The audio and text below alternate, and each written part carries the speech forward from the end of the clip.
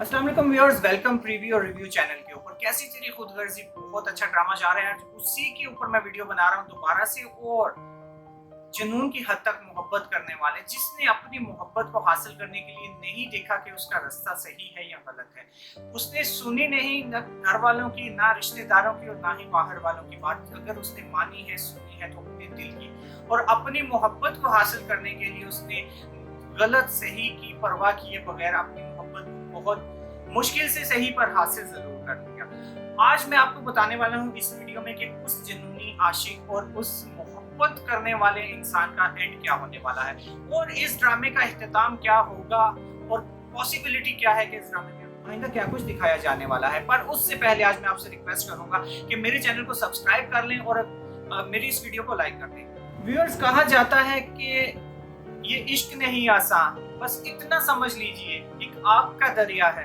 और डूब कर जाना है। इस ड्रामे में भी शमशेर उस आग के दरिया को तो पार कर गया और अपनी मोहब्बत को भी हासिल कर लिया, पर ये इश्क नहीं आसान उसके लिए, क्योंकि उसका स्टेटस, उसका बैकग्राउंड, उसकी फैमिली और महक की फैमिली के माबैन जो डिफरेंस है, और ये सोसाइटी और ये मुआशरे के दरमियान जो डिफरेंस है, वो उसको जीने नहीं देता, और वो अपनी मोहब्बत को हासिल करके भी ला हासिल ही रहेगा इस ड्रामे में। उनका दरअसल कुछ यूं कि वो जुनूनी लड़का, वो जुनूनी आशिक, जिसने अपनी मोहब्बत को हासिल करने के लिए अपने घर वालों के अगेंस्ट गया, अपने मुआशरे के अगेंस्ट गया, अपनी सोसाइटी के अगेंस्ट गया, ना सिर्फ यहाँ तक बल्कि महक के घर वालों के अगेंस्ट गया, उनकी राय के अगेंस्ट गया, और गन पॉइंट पर जबरदस्ती अपनी सच्ची मोहब्बत तो हासिल कर ली। पर इस ड्रामे में शमशेर का इख्तिताम कुछ अच्छा नहीं होने वाला। मुझे जो लगता है कि शमशेर की इस ड्रामे में हो जाएगी डेथ, और वो होगी कुछ इस तरह कि शमशेर को पता चल गया है कि उसके वालिद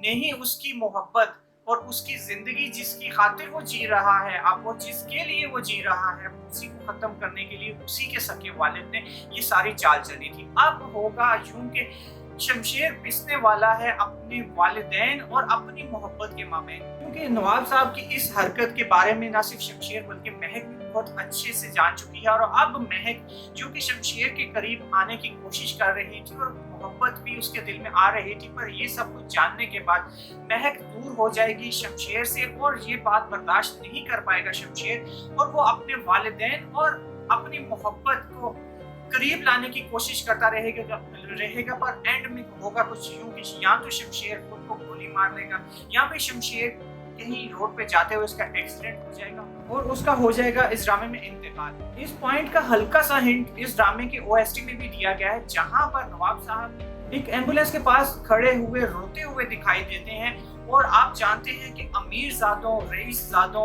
और अपनी पावर और अपने पैसे के गरूर के घमंड वाले इंसान के लिए रोना कितना मुश्किल होता है।